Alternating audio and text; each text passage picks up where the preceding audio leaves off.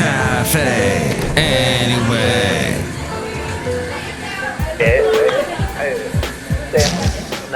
Mike's Daily Podcast. Episode 2296, 2296. Mike's Daily Podcast. Here we are. It's Mike Matthews here in Podcastro Valley. Yes, I'm actually in Podcastro Valley. And we're doing something here on this podcast that's really great. And it's Mike singing a song. I need to eat something. I'm a little starved. Mike's Daily Podcast. I need the food for the brain to process the things like lyrics and whatnot. And doing a show for you that's called Mike's Daily Podcast Show. Podcast. That's daily, yes. Yeah. I have been enjoying the excursions that this guy who does a YouTube channel, he's gone to Knott's Berry Farm a couple of times, and I've gone a bunch. When I was a kid, I went there several times. It's an interesting place because it predates Disneyland, and Walter Knott had a fantastic berry farm there, and people came from all over to get his jam. And then his wife made an amazing fried chicken. So people came from all over to have her fried chicken. So I think it's in Buena Park, and it got very popular. And then years later, Mike Matthews would go there as a child. Oh, they recreated one of the, what was it? Constitution Hall or something from the East Coast, from New England, where the Constitution was written, I think. Something like that is there across the street.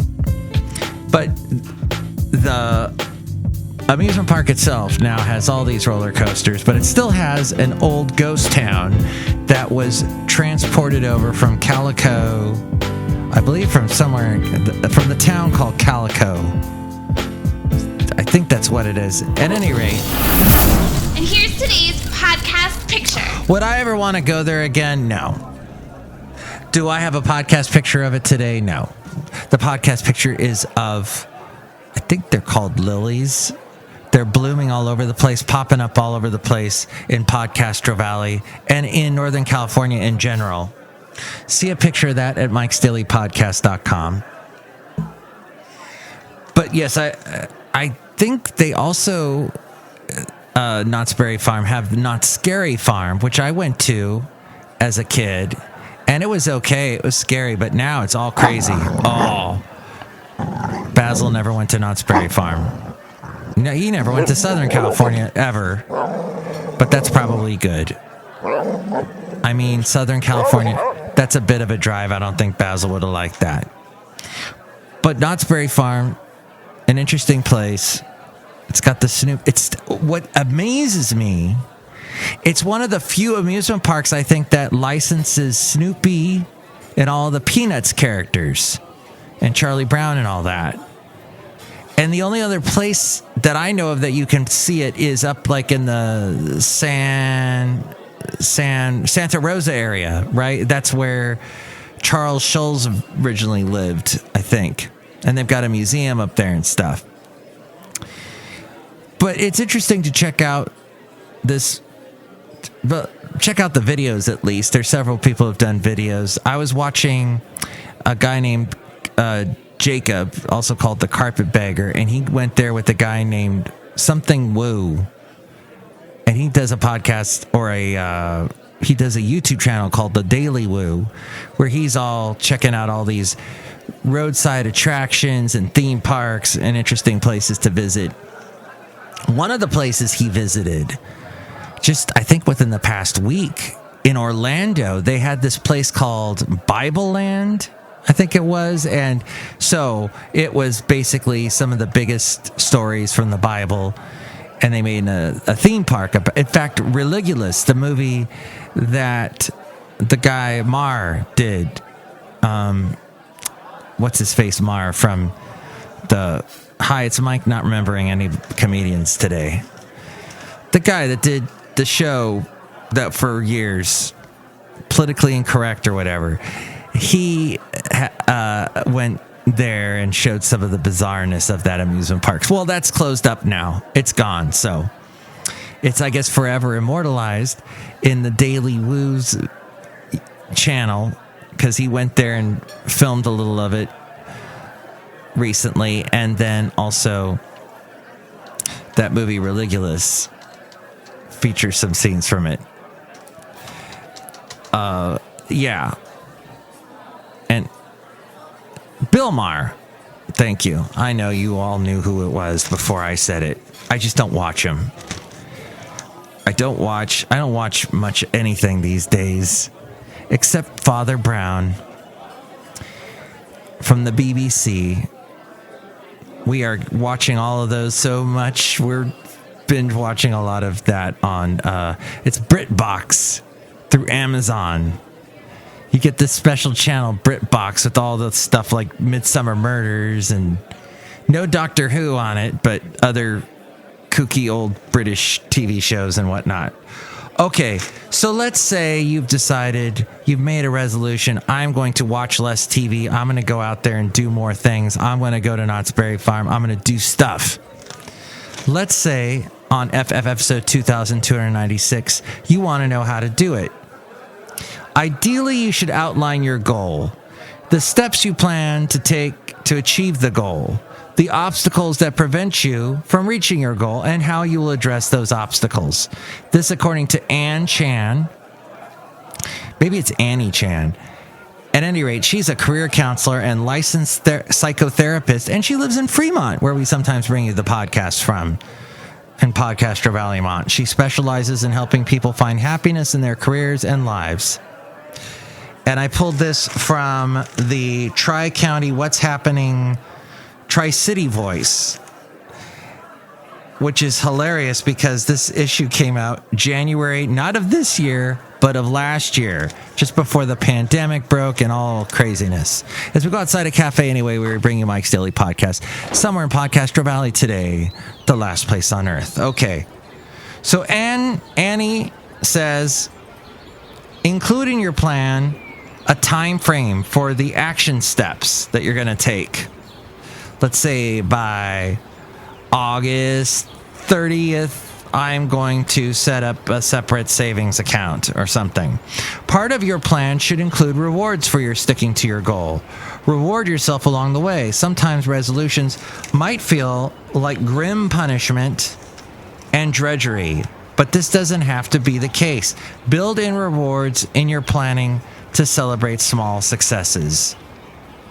Another key component to bolster your chance of success is to track your progress. Keep a journal about what you've achieved.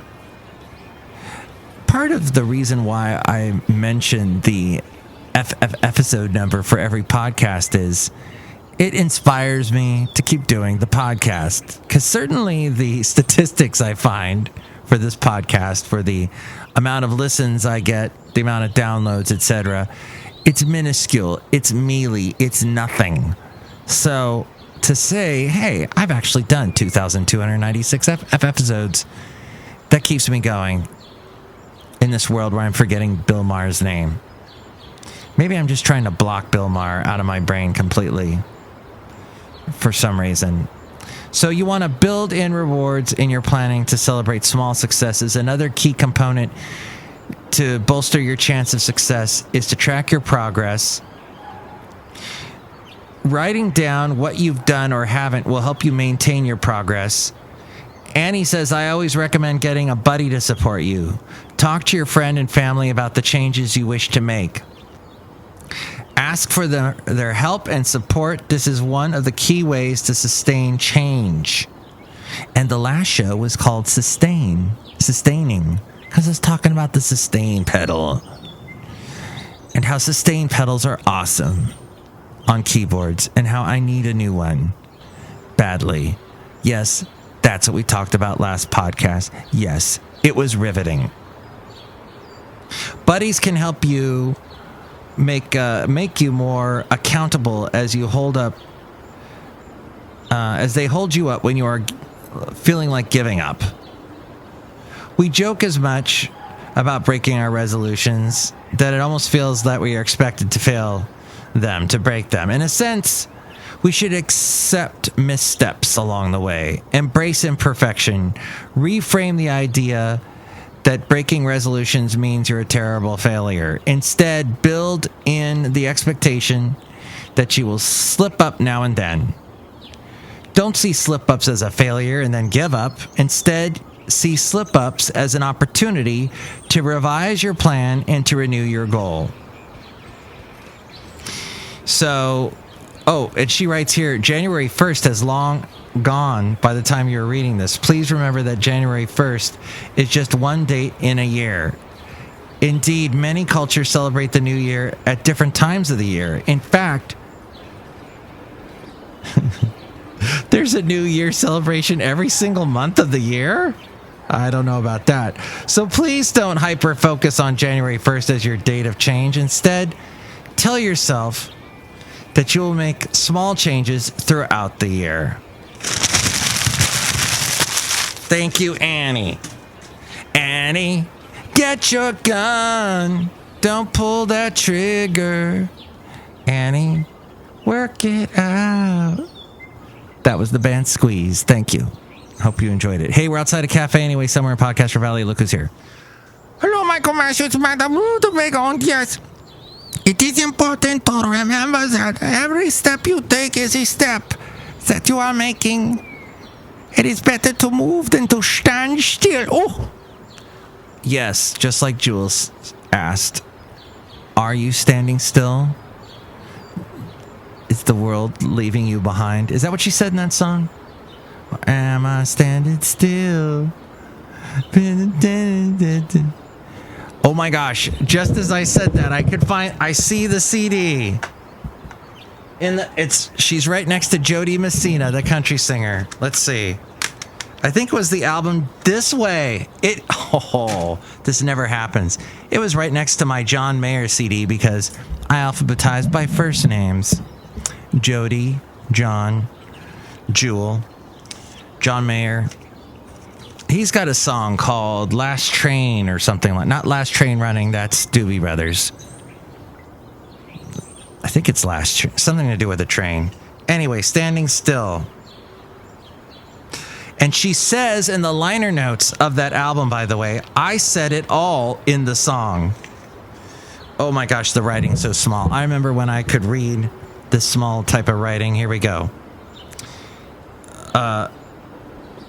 Do you want me like I want you? Or am I standing still beneath a darkened sky? Or am I standing still with the scenery flying by?